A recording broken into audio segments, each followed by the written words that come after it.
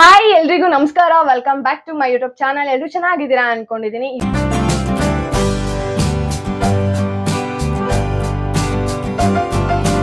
ಇವತ್ತು ನಿಮ್ ಜೊತೆ ಒಂದು ಸೀಕ್ರೆಟ್ ಹೋಮ್ ರೆಮಿಡಿನ ಶೇರ್ ಮಾಡೋಣ ಅಂತ ಇದ್ದೀನಿ.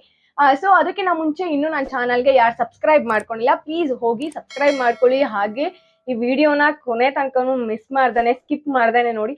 ಬಿಕಾಸ್ ಇದೊಂದು ಬೆನಿಫಿಟ್ ಅಂಡ್ ಯೂಸ್ಫುಲ್ ಆಗಿರುವಂತ ವಿಡಿಯೋ ಅಂತಾನೆ ಹೇಳ್ಬೋದು. ನಿಮ್ಮೆಲ್ರಿಗೂ ಯೂಸ್ಫುಲ್ ಆಗುತ್ತೆ. ಸೊ ಇದು ನಿಮ್ ಸುತ್ತಮುತ್ತ ಸಿಗುವಂತ ಒಂದು ನ್ಯಾಚುರಲ್ ಎಲೆಯಿಂದ ಇದೊಂದು ಹೋಮ್ ರೆಮಿಡಿನ ತೋರಿಸ್ಕೊಡ್ತಾ ಇದ್ದೀನಿ. ಅಂಡ್ ಈ ಹೋಮ್ ರೆಮಿಡಿಯಿಂದ ಏನ್ ಬೆನಿಫಿಟ್ ಅಂತ ಹೇಳ್ಬಿಡ್ತೀನಿ.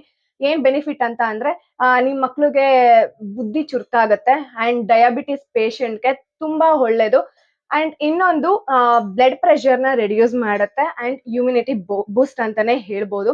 ಸೊ ಇದೆಲ್ಲದಕ್ಕೂ ಅಂಡ್ ನಿಮ್ಮ ಹೇರ್ ಸ್ಕಿನ್ ಎಲ್ಲದಕ್ಕೂ ಒಟ್ನಲ್ಲಿ ಹೇಳ್ಬೇಕಂದ್ರೆ ಆಲ್ ಇನ್ ಒನ್ ಅಂತಾನೆ ಹೇಳ್ಬೋದು.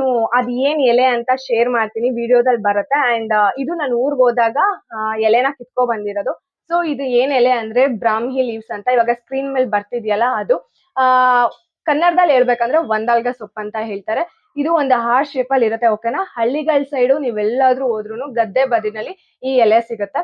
ಸೊ ಇದರಿಂದ ಒಂದೊಳ್ಳೆ ಬೆನಿಫಿಟ್ ಅಂತಾನೆ ಹೇಳ್ಬೋದು. ಸೊ ಇದನ್ನ ಅಲ್ಲಿಗೆ ಯಾವಾಗ್ಲೂ ಕಿತ್ಕೊ ಬರಕ್ ಆಗಲ್ಲ ಅಂದ್ರೆ ನಾವೇನ್ ಮಾಡ್ಬೇಕು ಅಂದ್ರೆ ಪಾಟಲ್ ತಂದು ಇದನ್ನ ಹಾಕೋಬಿಟ್ಟು ಮತ್ತೆ ಬೆಳಗ್ಗೆ ಎದ್ದು ನಾವು ತಿಂದ್ರೆ ಖಾಲಿ ಹೊಟ್ಟೆಲ್ ತಿಂದ್ರೆ ಇನ್ನು ಹಾಗೆ ಎಲೆಗಳನ್ನ ಖಾಲಿ ಹೊಟ್ಟೆಲ್ ತಿಂದ್ರೆ ಇನ್ನು ಯೂಸ್ಫುಲ್ ಅಂತಾನೆ ಹೇಳ್ಬೋದು. ಡೈಲಿ ಒಂದ್ ವಾರದಲ್ಲಿ ಒಂದು 4-5 ಸಲ ತಿಂದ್ರೆ ಸಾಕು.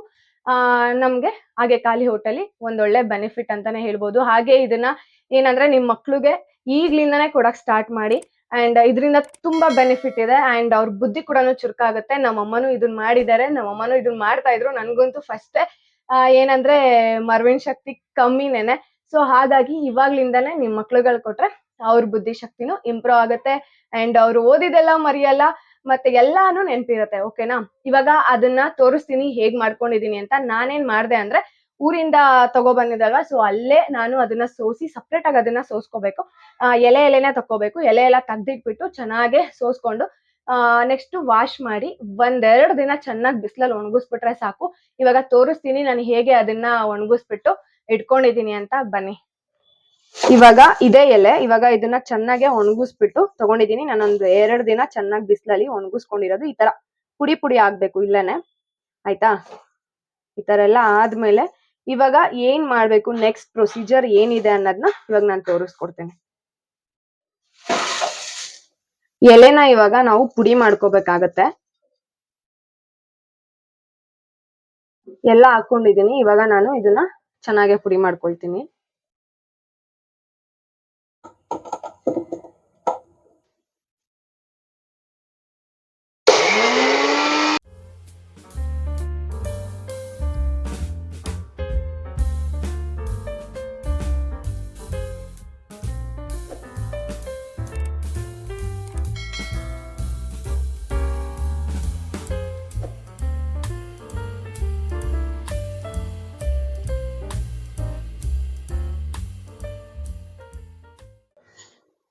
ಇವಾಗ ಇದನ್ನ ನೋಡ್ತಾ ಇರ್ಬೋದು, ಫುಲ್ಲು ಪುಡಿ ಮಾಡಿ ಇಟ್ಕೊಂಡಿದೀನಿ. ಚೆನ್ನಾಗಿ ಒಣಗಿದ್ರೆ ಈ ತರ ಉದ್ದುದ್ರ ಪುಡಿ ಆಗತ್ತೆ. ಸೊ ಇದನ್ನ ಓಪನ್ ಮಾಡೋಣ. ಇವಾಗ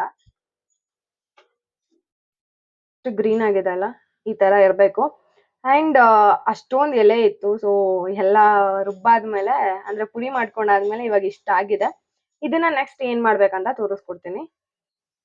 ಇವಾಗ ಹಾಲ್ನ ಬಿಸಿ ಮಾಡ್ಕೊತಿದೀನಿ. ಚೆನ್ನಾಗಿ ಬಿಸಿ ಆದ್ಮೇಲೆ ನೆಕ್ಸ್ಟ್ ಏನು ಅಂತ ತೋರಿಸ್ಕೊಡ್ತೀನಿ. ಗೈಸ್, ಇವಾಗ ಒಂದಲ್ಗ ಸೊಪ್ಪನು ಕೂಡ ಪುಡಿ ಮಾಡ್ಕೊಂಡಾಯ್ತು, ಹಾಲ್ನು ಬಿಸಿ ಮಾಡಾಯ್ತು. ಹೇಗಿದೆ ಅಂತ ಒಂದ್ಸಲ ತೋರಿಸ್ಬಿಡ್ತೀನಿ ನೋಡಿ. ಚೆನ್ನಾಗಿ ಒಣಗಿಸ್ಕೊಂಡ್ರೆ ಈ ತರ ನಮ್ಗೆ ಪುಡಿ ಮಾಡ್ಕೊಳಕ್ ಸಾಧ್ಯ ಆಗತ್ತೆ.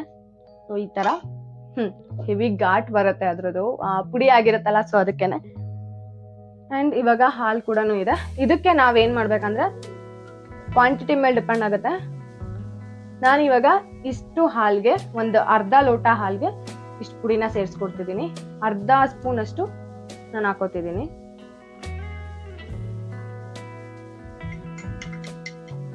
ಅಂಡ್ ಗೈಸ್, ಇದನ್ನ ಆದಷ್ಟು ನಾವು ಖಾಲಿ ಹೊಟ್ಟೆಲ್ ಕುಡಿಯಕ್ ಟ್ರೈ ಮಾಡ್ಬೇಕು. ಇವಾಗ ಇನ್ ಕೇಸ್ ಪಾಟಲ್ ಹಾಕೊಂಡಿಲ್ಲ ಅಂದ್ರೆ ಈ ತರ ಪುಡಿ ಮಾಡ್ಕೊಂಡು ನಾವು ಸ್ಟೋರ್ ಮಾಡ್ಕೋಬಹುದು. ತುಂಬಾ ದಿನ ಇರುತ್ತೆ, ಸ್ಟೋರ್ ಮಾಡ್ಕೊಂಡ್ರೆ ಬೆಟರ್. ಖಾಲಿ ಹೊಟ್ಟೆಲಿ ಏನಕ್ಕೆ ಅಂದ್ರೆ ಇವಾಗ ಇನ್ ಕೇಸ್ ನಾವು ಹಾರ್ಲಿಕ್ಸು ಬೂಸ್ಟು ಅದನ್ನೆಲ್ಲ ಸ್ವಲ್ಪ ಸ್ಕಿಪ್ ಮಾಡಿ ಆ ಜಾಗಕ್ಕೆ ಇದನ್ನ ರೀಪ್ಲೇಸ್ ಮಾಡ್ಕೋಬಹುದು. ಇದನ್ನ ಹಾಕೊಂಡ್ ಕುಡಿದ್ರೆ ಬೆಟರ್ ಅನ್ಕೋತೀನಿ. ಇವಾಗ ಚಿಕ್ಕ ಮಕ್ಳಿಗೆ ಏನಂದ್ರೆ ಸ್ವಲ್ಪ ಸ್ಟಾರ್ಟಿಂಗ್ ಅಲ್ಲೇ ಕುಡಿಯಕ್ ಆಗಲ್ಲ, ಸೀರಿಯಸ್ಲಿ ಆಗಲ್ಲ. ಯಾಕಂದ್ರೆ ಸ್ವಲ್ಪ ಕಹಿ ಇರುತ್ತೆ, ಮತ್ತೆ ಒಬ್ಬೊಬ್ರು ತರ ಇರುತ್ತೆ. ನಾವು ಚಿಕ್ಕ ಮಕ್ಳಿದ್ದಾಗ ನಮ್ಮ ಮಾಡ್ಕೊಡ್ಬೇಕಾದ್ರೆ ಬೇಡ ಅಂತಾನೆ ಇದ್ದಿದ್ದು. ಸೊ ಇವಾಗ ನೋಡಿದ್ರಲ್ಲ, ಇವಾಗ ನಾವೇ ಹೋಗಿ ಕಿತ್ಕೊಬಂದು ಪುಡಿ ಮಾಡ್ಕೊಂಡು ಕುಡ್ಕೋತೀವಿ. ಸೊ ಆ ತರ 1-2 ದಿನ 1 ವಾರ ನಿಮ್ಗೆ ಕಷ್ಟ ಅನ್ಸ್ಬೋದು ಕುಡಿಲಿಕ್ಕೆ. ಆಮೇಲೆ ಹೋಗ್ತಾ ಹೋಗ್ತಾ ನಿಮ್ಗೆ ಗೊತ್ತಾಗುತ್ತೆ. ಸೊ ಈ ತರ ಮಾಡ್ಕೊಂಡು ಕುಡಿದ್ರೆ ಬೆಟರ್. ನೋಡಿದ್ರಲ್ಲ ಹೇಗಿತ್ತು ಈ ಹೋಮ್ ರೆಮಿಡಿ ಅಂತ. ಆದಷ್ಟು ಇವಾಗ್ಲಿಂದಾನೇ ಇದನ್ನ ಟ್ರೈ ಮಾಡಿ ನಿಮ್ಗೆ ರಿಸಲ್ಟ್ ಬೇಗನೆ ಗೊತ್ತಾಗುತ್ತೆ, ತುಂಬಾ ಬೇಗ ಗೊತ್ತಾಗುತ್ತೆ ರಿಸಲ್ಟ್ ಎಲ್ಲ. ಈ ಹೋಮ್ ರೆಮಿಡಿ ನಿಮ್ಮೆಲ್ರಿಗೂ ಇಷ್ಟ ಆಗುತ್ತೆ ಅನ್ಕೊಂಡಿದೀನಿ. ಟ್ರೈ ಮಾಡಿದಾಗ ನಿಮ್ಗೆ ಗೊತ್ತಾಗುತ್ತೆ ಯಾವ ರೀತಿ ಇರುತ್ತೆ ಅಂತ. ಇವಾಗ ನಾನು ಕೂಡ ಹೇಳ್ತೀನಿ ಕುಡ್ದು. ಇವಾಗ ಶುಗರು ಇಲ್ಲ ಬೆಲ್ಲ ಸೇರ್ಸಿದ್ರೆ ನಮ್ಗೆ ಅಷ್ಟೊಂದು ಕಹಿ ಬರಲ್ಲ. ಕಹಿ ಅನ್ನೋದ್ಕಿನ್ನ ಒಗ್ಗೊಗ್ರು ಇರುತ್ತೆ. ಇವಾಗ ಏನು ಅನ್ನಿಸ್ತಿಲ್ಲ ನಂಗೆ, ಸ್ವಲ್ಪ ಒಗ್ಗೊಗ್ರು ಅನ್ಸುತ್ತೆ ಅಷ್ಟೇ, ಅದ್ ಬಿಟ್ರೆ ಏನೇನಿಲ್ಲ.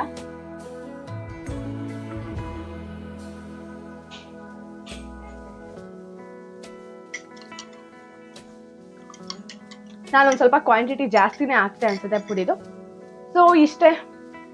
ಅಂಡ್ ಈ ಹೋಮ್ ರೆಮಿಡಿ ಅಂಡ್ ಈ ಟಿಪ್ಸ್ ನಿಮ್ಮೆಲ್ರಿಗೂ ಇಷ್ಟ ಆಗಿದೆ ಅನ್ಕೊಂಡಿದೀನಿ. ಆದಷ್ಟು ಬೇಗ ಟ್ರೈ ಮಾಡಿ, ಮಿಸ್ಸೇ ಮಾಡಬೇಡಿ. ನಿಮ್ಮ ಮಕ್ಳಿಗೆಲ್ಲ ಬುದ್ಧಿ ಚುರುಕಾಗ್ಬೇಕು ಅಂದ್ರೆ ಒಂದು ಬೆಸ್ಟ್ ಹೋಮ್ ರೆಮಿಡಿ. ಸುಮ್ಮನೆ ಅದು ಇದು ಅಲ್ಲಿ ಇಲ್ಲಿ ಡಾಕ್ಟರ್ ಅದು ಇದೊಂದು ಮೆಡಿಸಿನ್ ಇದೆಲ್ಲ ತಗೊಳಕ್ಕಿನ್ನ ಬೆಟರ್ ಅಂತಾನೆ ಅನ್ಕೊಂತೀನಿ. ನ್ಯಾಚುರಲ್ ಆಗೇ ಸಿಗುತ್ತೆ. ಸೊ ಓಕೆ, ಇವತ್ತಿನ ವಿಡಿಯೋ ಆ್ಯಂಡ್ ಈ ಹೋಮ್ ರೆಮಿಡಿ ನಿಮ್ಮೆಲ್ರಿಗೂ ಇಷ್ಟ ಆದರೆ please like, share and comment.